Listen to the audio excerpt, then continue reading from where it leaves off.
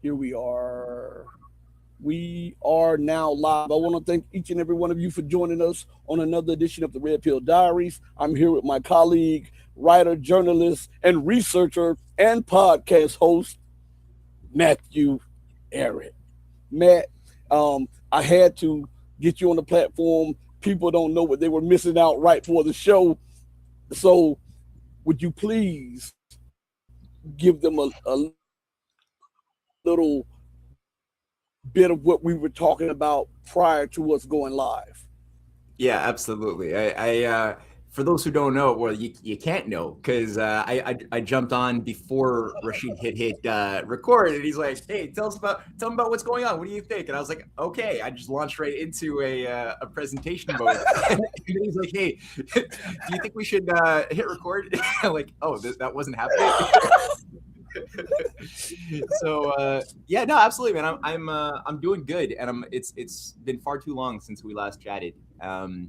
And indeed, yeah, you'd asked me like, what do I think about the current in gambit in Iran? What's going on as far as the policies, the psychodynamics of MAGA, whatever the hell it is that's running MAGA at this point, or has ever run MAGA.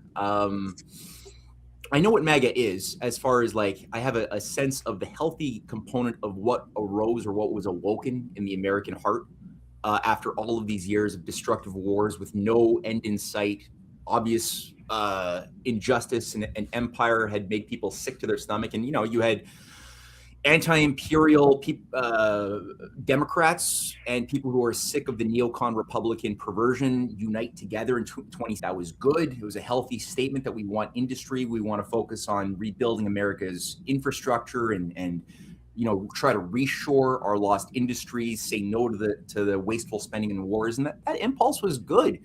And that's why I was very hopeful, especially in Trump's first term, that something sane could possibly emerge out of this movement. I haven't given up hope, but my God, I don't know how to put the genie back in the bottle after the level what we've seen coming out of Trump 2.0 is very disturbing. And I think the thing to hold in mind, on top of the fact that there is this weird revival of Templarism, Pete Hegseth, taking pride in his giant, disturbing Kingdom of Jerusalem tattoo on his chest, renaming the Department of Defense the Department of War, even calling for the new crusades to animate the minds of Americans in the 21st century and beyond. He wrote a book called American Crusade.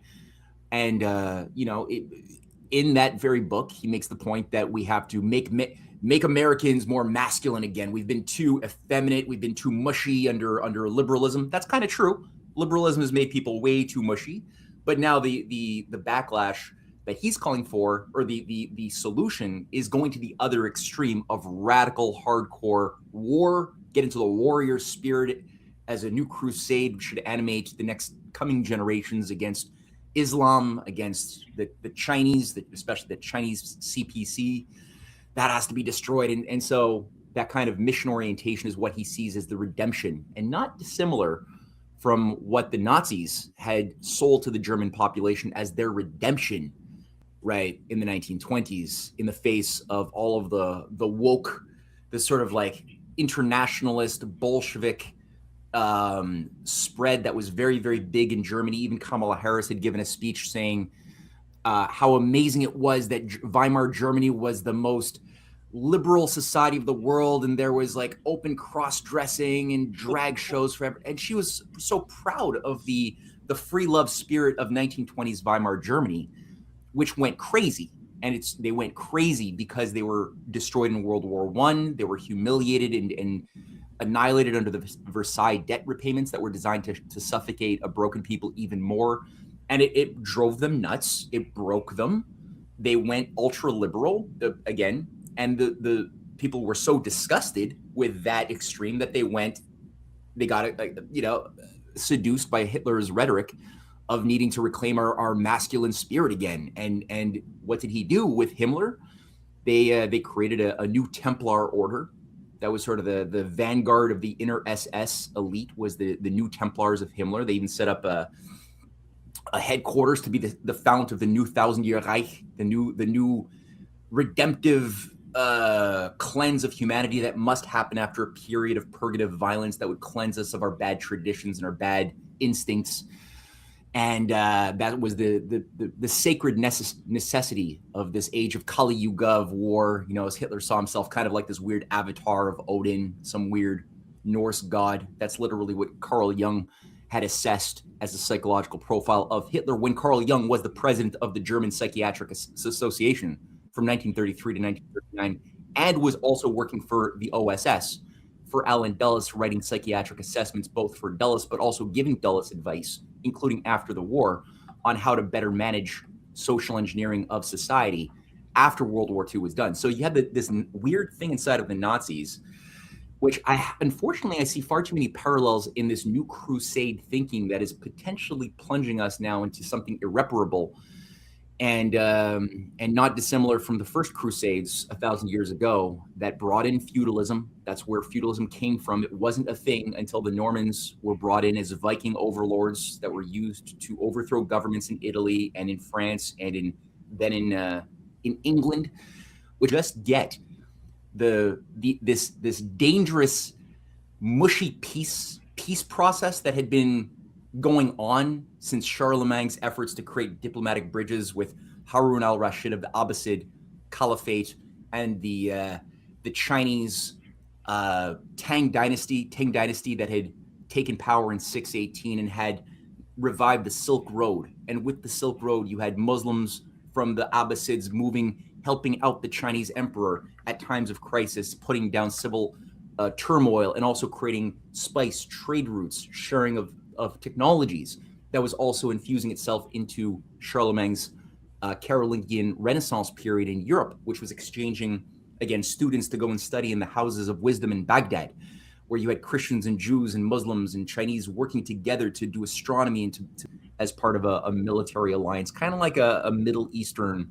NATO, in which he said this has got to be the glue that ties us together, along with the India Europe Middle East Economic Corridor, the IMEC. All of the. So, do you think what they're trying to do is have a monopoly on information? And before you answer that, I always tell people, remember that proper education is what guides you. It's what civilizes you. It's what helps nations progress into the future. But whether it's a Democrat or a Republican or whichever side, they have the monopoly on this, then they and they use it for their benefit. They're dumbing down the masses, which eventually will lead to an implosion of society and civilization. So do you think that their moves are going to blow back on them trying to consolidate the media and put out their specific point of view while denying any reality outside of that? Do you think that's going to come back and blow back on America? Like I said, the only way America could ever be viable is if you have a citizenry, your ability and your kids to have a future. You have to have an idea of what a healthy future actually looks like as a standard around which you then contrast from above. Can't be from us. So we fall into that trap. And it's the same thing. It's a continuity. Man, thank you again, Matt, for everything. I'll send you the video after this show, man. Be blessed. You and your wife be safe. Thank you so much. Thank you, Rashid. All right. Everybody listen, tomorrow we'll have a triple header. We'll have European journalist Everest Bartolo at 10 o'clock a.m. We'll have Larry Johnson, CIA analyst, at 2 p.m. And at 6:30, I believe it's 6:30 or 7:30 p.m., we'll have Canadian professor Salim Mansour on the platform tomorrow. Everybody listen, it doesn't cost you a dime. Hit the like button and subscribe. Do your part. Share, tell everybody about the show. We have some of the best guests on. We have the best content. And this is the best platform for truth anywhere. I want to take the time out and say it ad nauseum. Do right by others, not because there's some material gain to be had or because there may be some accolades to be given. Do right by others because it's the right, the humane, and the godly thing to do. Because even when no one else is watching you, remember, God Almighty is watching you. As my late, great, and beautiful mother would always say, God sits high on the throne of power, but he looks low at the actions of man. Know that I love each and every one of you who loves truth, but know that the love that I have for you will always pale in comparison to the love that the God of freedom, justice, and equality has for you. Until we next speak again, stay strong, stay true, but above all things, remember to stay righteous because righteousness is what's going to get you out of here. Hey, mama, your baby boy still loves you more than life. Thank you, everybody.